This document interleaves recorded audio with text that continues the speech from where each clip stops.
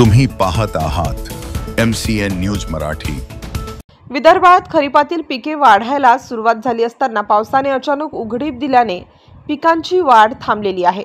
तणनाशक फवारणीनंतर लगेच पावसाची आवश्यकता असते, परंतु पावसाने उघडीप दिल्याने तणनाशक फवारणी झालेल्या शेतातील पिके सुकण्याची शक्यता निर्माण झाली आहे।